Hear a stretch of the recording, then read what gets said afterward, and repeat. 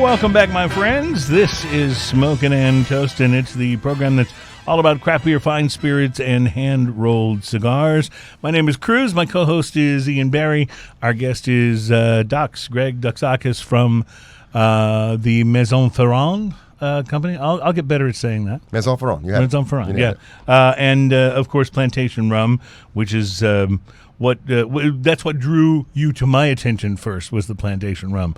I think it was that same whiskey event, the whiskey social that we were talking about earlier, where I wandered over to his table and there were all the Plantation rum. He wandered over and never returned. Yes, I was like, okay, Ian, I'll see you in a while. Cruz hasn't been found for a while. Yeah, that's right. So an article in the Gentleman's Gazette, which I was excited when I discovered Gentleman's Gazette online, but then was slightly disappointed to notice that it didn't have any, photos of beautiful women in it. It was a different kind. There were no gazettes to speak of. Yeah, there were no gazettes to speak of. But they did have a very interesting article on the top full-bodied cigars, and I thought I would tell you the ones that made their list. Are of the they top, all Gloria Cabana Serie R? That's right. The top full-bodied cigars in the world, according to the Gentleman's Gazette.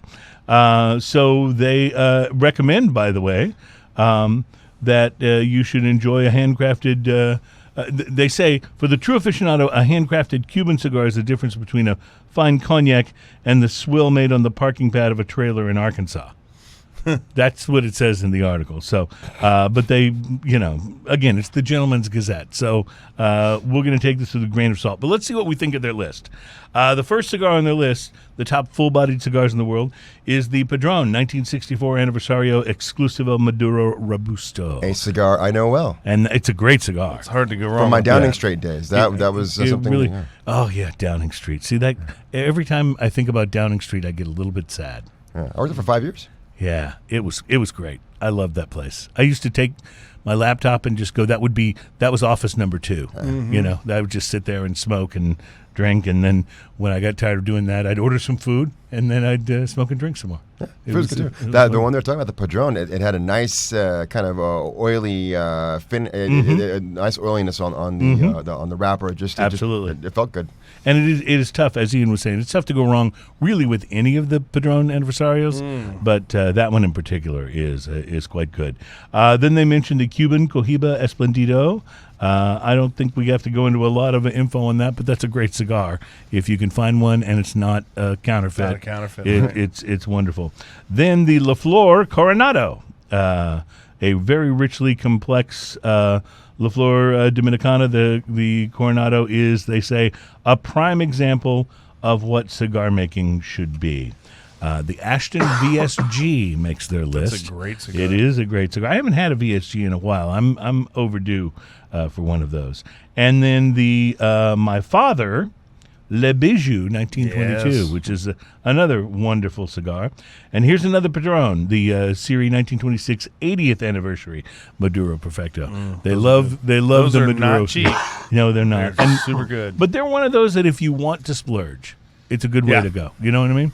The Oliva Siri V Maduro or Siri 5 Maduro, the Tatuaje Black Tubo, and the Davidoff Millennium Blend Robusto. Now, let me just say, most of the time people do not think Davidoff when they think full-bodied cigars. Right. But that Millennium Blend is a wonderful, it's pricey, but it's wonderful. That's a wonderful, wonderful cigar. And finally, I think this is the last one, the Rocky Patel Decade makes the list. So interestingly, and that's a very nice, I think the Decade almost more as a medium to full. Yeah, I'm a little surprised that's on the full, and I'm surprised there's not a Gloria Cabana on there. Yeah, that seems to be a little surprising. That seems to be the real missing link here. They did get a La Flor. They did get a La Flor. That was important. But yeah, I think they described the Decade as one of the more distinct cigars you'll try. So maybe they just really liked it and wanted to stick it on the list. But again, this is the only article I've read in the Gentleman's Gazette, so I haven't. I don't know how well they know their stuff, but it's not a bad list. No, that's a pretty okay list. Yeah, it's a pretty okay list. I knew 3 of them. So, yeah, so there you go. Ian has cracked open the bottle of this beer that we're going to try. This is the Bow and Arrow Brewing. I don't think we've ever tried a beer from Albuquerque, New Mexico. I don't think so either. You had remember you had a buddy that brought us back some beers from New Mexico, but they were from some like small. What was that? It was a small little brewery. Right? Yeah, but they were really good. But yes, those were the ones. Remember, he brought us that pecan ale that tasted like actual fresh pecans. Yes, so that was. It wasn't like the usual. Usually, when you get a pecan ale, it's the more sort of baked pecan flavor. This tasted like you were cracking open one of the pecans and pulling the meat of the nut out of the shell. But anyway, we were about to try the Bow and Arrow Brewing Guest of Honor. This is a Belgian-Style Pale. What does it say? Belgian-Style Pale Ale with Brettanomyces dry hopped with Simcoe hops. Let's see here. This beer celebrates spring, the beer drinker, and the future tables that it will grace. Wow. This is completely different from anything. The Brettanomyces will hit you right away. Yeah, it has a little bit of almost a sour on the nose. A little bit of almost the farmhouse funk, doesn't it? Yeah. It smells like this is gonna sound stupid. It sounds like a French grocery store to me. You get a bit of you get a bit of whiff of that the ripe cheese, and you get a little bit of like meat in there and sour. No, I'm serious. You get all that. I'm like going and produce. I mean, it's there's a lot going on here. Wow, it is not at all. You can sort of get that it's a pale ale like at its base. But there's so much going on that it doesn't strike the palate as a pale ale at all. It has almost a champagne-like body to it. Mm-hmm. It's so carbonated. Like it's crazy carbonated. Much more than I would have expected. And I think the carbonation, it's kind of fun because the flavors and the fruitiness of this work. But the carbonation is almost so much that you got to wait for a minute till the carbonation goes past to get some of the. And then the flavor kind of settles on your tongue. Yes, I agree with that. So this is a beer that I would put firmly into the if you're going to buy one of these, hang on to it till friends come over. This is not a beer to just drink and enjoy necessarily. This is more like you have this with friends and you talk about it. Yeah, it really is. It's that kind of experiential sort of a beer. There's actually a bit of the flavor of this that I don't really like. That settles funk on the aftertaste. The funk is a little funky. It has a little over ripeness to it. Yes, but I kind of like it actually for that. But I keep going back for another taste. If anything, I was going to pick on this beer, it would definitely be the way too much carbonation for my palate. But don't you get the sense that that's really on purpose? That they really did that. Do you know that starchiness you can get on your tongue after you're eating like a green banana? Or a banana that's not quite yellow enough. You kind of get a little bit of that too. Yeah. I mean, it kind of coats the tongue, and not only that, but the upper part of the mouth. It's also amazing. As soon as you said banana, I was retrohaling and just immediately got banana. See, I don't get the banana flavor. I get that feeling from a starchy green banana. You know, like you got a little bit of that peel. You know, you mentioned the French grocery store. It really reminds me sometimes when you're trying a very aromatic French cheese. And you taste it and you go, that's not nearly as pleasant a flavor as most of the cheeses that I like. And you say that right as you're reaching but for you going back. More, right? You keep going back. And that's kind of what this there's reminds me of. About it, right? Like I'm kind of going, okay, there's something in here I don't really like. Let me try that again. It's very, which is why I say this is a beer you open, share with some friends, and talk about it. Right, and I like this enough. I would buy this again if I saw it on the shelf. I would say, you know what, that was interesting enough. I'd buy it again. Well, it's interesting seeing how the Brettanomyces interact with this style of a beer because normally you're getting those in the darker beers, the stouts and the wild ales, or the wild ales, yeah. And this really comes across to me as much more of a wild ale than a pale. But you're not kidding about the carbonation. It's almost distracting. Yes. It's a lot of carbonation. Yeah. Yes, it is a lot. Be interested to see what it's like when it tempers down a little bit. I'm gonna just say that's one of the most interesting beers we've had on the show. I feel in a while. I feel like I'm gonna actually pour myself a little more, and I'm gonna set it aside because I feel like some of the fruitier flavors and maybe even more of the funk will come through once it warms up a little bit. Well, we want that funk. I mean, you got to have that funk. Yeah, we need the funk. And you don't want to fake the funk either. Yeah, no, you definitely don't. You've either got the funk or you don't. And, it could be It could be the funk of 40,000 years. So you just, we just slow jammed. That was awesome. Oh, yeah. That's something you get here on Smokin Toastin that you thankfully don't get on most other shows. So, hey, this is the part of this that cracks me up is when we go to have guests on here. Sometimes they want to know a list of questions that we ask, to make sure that it's okay with the parent company or the marketing division. Like, how do we even come up with that? Yeah, how do we even go? Well, we're gonna be looking for musical funk lyric references at one point. Are you guys okay with that? That's the conversation that we have. Well, that was really, really interesting, and I'm going to do the same thing as you, Ian. I'm setting a little of that aside to see once the carbonation calms down if it has a different. Yeah, I want the carbonation to calm down, so I'm going to try that next segment and see what it's like when it's a little warmer, and I bet more of the fruity flavors come through. And it's again, I'll say it's the most interesting beer we've had on in quite a while. It's very interesting. Yeah, beer. very interesting. Well, Dox, you are a representative, of course, of the entire line of Plantation rums. Mm-hmm. I'm a huge fan of Plantation rum. I have a number of them in my bar as we speak, my liquor cabinet. But you guys always seem to be coming out with something new. And I don't know if that's where we're going to focus next on something new or not. But talk to me a little bit about all of the different rums that are in your portfolio. Well, I think to simplify it is that Plantation is the idea behind it is to demonstrate the diversity of the terroir of rum. Mm-hmm. And that is to say that Jamaican rum is different from Barbados rum, which is different from Fiji, from Peru, from Reunion Island, you name it. And you guys kind of do it all, or well, at least a lot of it. Well, I'll say this though: we're double aging as much as we can. Well, I'm not gonna say everything. There's some that whatever intrigues us. Mm-hmm.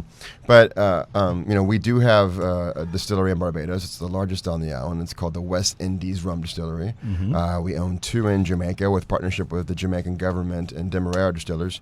One is Clarendon and the other one is Long Pond. But Plantation, they're not called Plantation Distillery, and they never will be. There's never going to be a Plantation Distillery because Plantation is not about that initial distillation.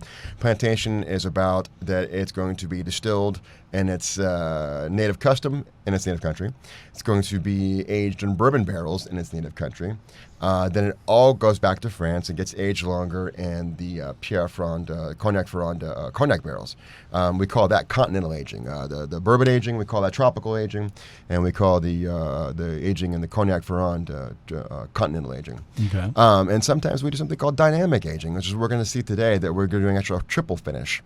And again, that is something that we like to play around. Yeah. We like to try things. I think that's awesome. And again, we want to strive to make every single plantation different. How many plantations do you have at home?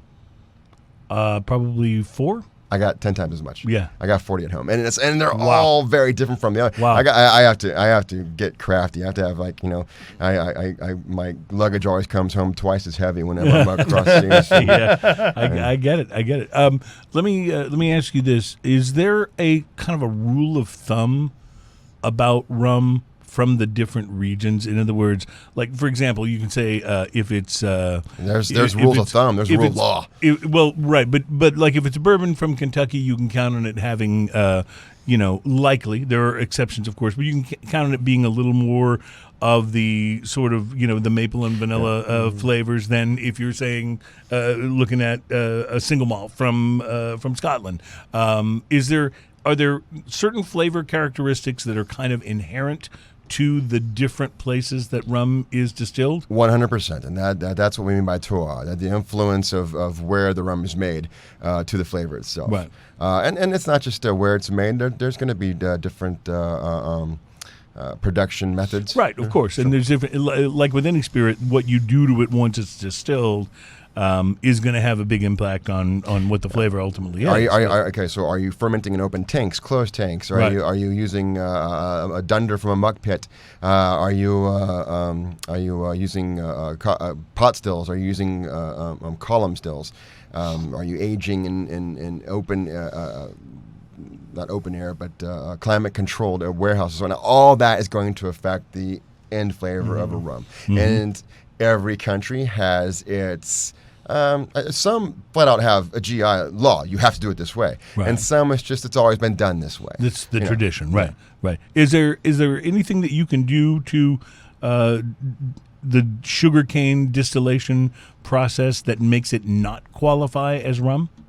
Yeah, well, like anything, you can cook it too high. If you distill it to too high of a proof, you no longer have rum. You have vodka.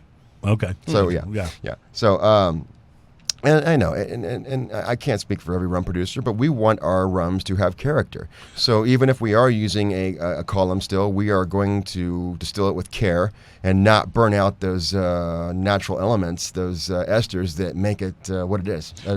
When I think of plantation rums, what always strikes me is that with most other rum companies that I enjoy their rum, the differences in the rum are more about, well, this one's aged this long, this one's aged this long, and so on. But the characteristics have a tendency to be very similar. Right. With yours, it seems like all of your rums are very, very different one from another. There's a more distinct difference, and I'm guessing that's just due to all the things that you just talked about, either the location where it's distilled or the variations in the style of distilling as it goes in. Plus, you're then sending it back to France and aging it in cognac barrels. Yes. So, and there's also, some of these. These are all going to be single countries, but we have plenty of plantations that are going to be blends of many countries. Right. Right. So yes, we do enjoy, the ability to do drastically different things without just being aging.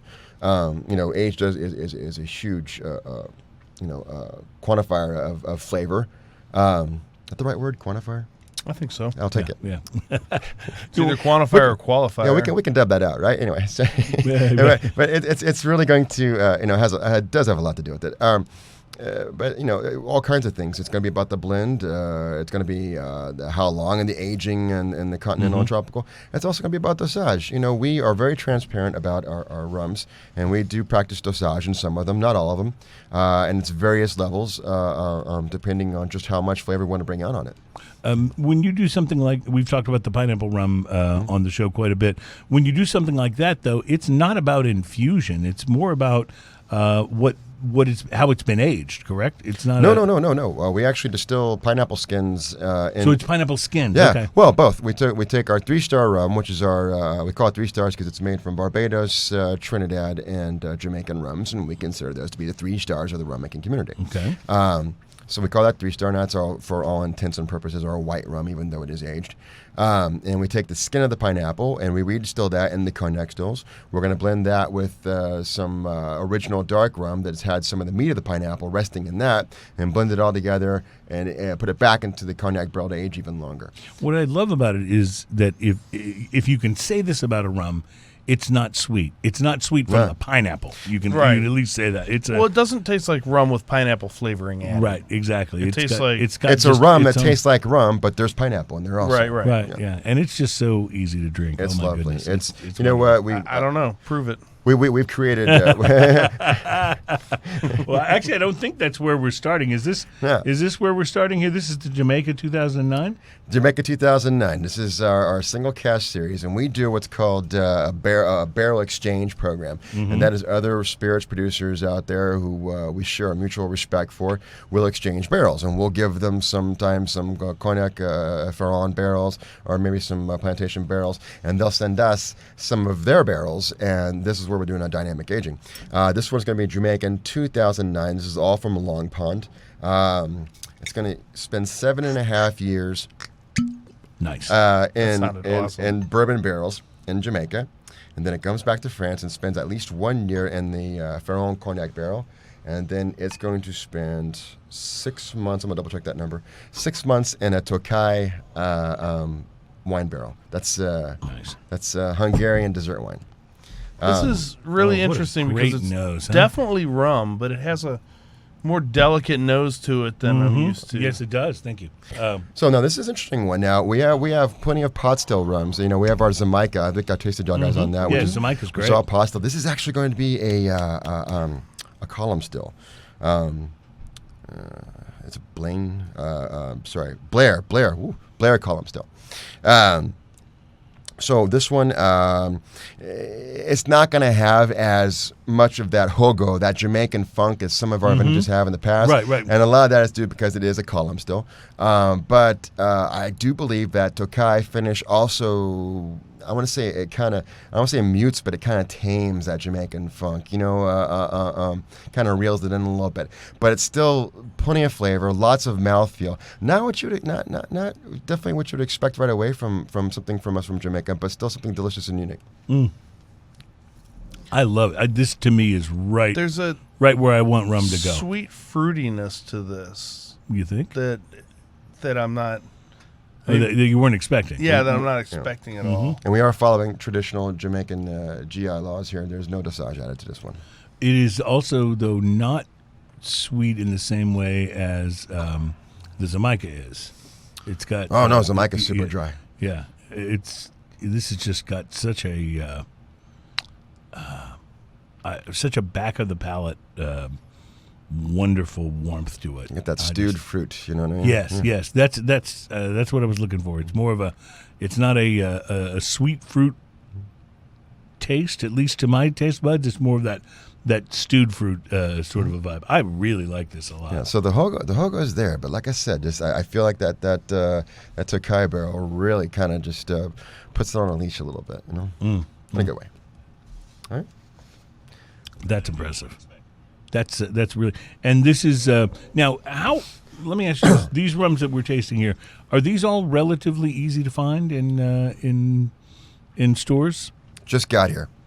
Got here. Now the one we just tasted, I know. Let me see who picked it up. I believe Rice Liquor and Bel Air picked that one up. I know that Ryan's up there on the north side picked it up. NASA down and Flax on the south side, near Clear Lake. And you'll start when we get these things in. It takes a while for them to start getting up on the shelves, but it's going to be really available across the state. So this is a brand new rollout, then. Yeah. Well, I'm going to say this. Normally, in these single casts, we give it to one customer only. Last year, it was the HBS that got all of our Jamaican. This year, I really wanted to share the love, so to speak. I wanted to get it out there and let everybody get a chance to try these. And how limited is this? We had 23 six-packs in Texas, and we'll never see it again. Well, that's a shame. Grab it's it now. Really good. Yeah. It's around really good. The $50 range, around that area. Okay. That's fantastic. I'm always amazed at the quality of rum you can get for the price. To me, rum is you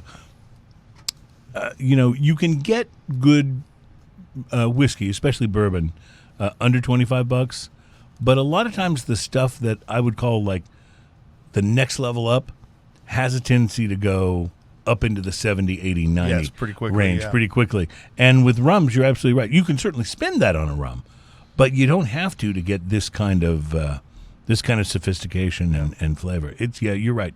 For $50, that's a steal at that price. That's a it really great is. drink, yeah. Yeah, it really is. Fantastic. All right, I tell you what we're going to do. We're going to take a quick break. We're going to come back. We have more rums to sample. So I think we'll do, maybe in the next segment, we'll do several of these kind of back-to-back and just see where these are taking us. Are all of these limited or yes. Some of these? So these are all... Some more so than others. These are all things that, and thank you for doing that, Ian, because we want to, if you are looking for this one, I recommend that you do, by the way. It's just really spectacular. That's my favorite we've had in a while. And then start thinking about your answer. We're going to ask you what exactly you do with the drunken sailor. When? Early in the morning? Yeah, early. Early. And maybe when people ask us for a list of questions, Ian, they should all be questions like that. Right.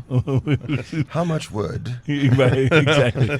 Assuming that a woodchuck could chuck wood. If he could. Assuming. Yeah. Only if you could. All right, we'll be right back. It's Smokin Toastin, show number 165, and we'll be right back to continue celebrating Rum Month.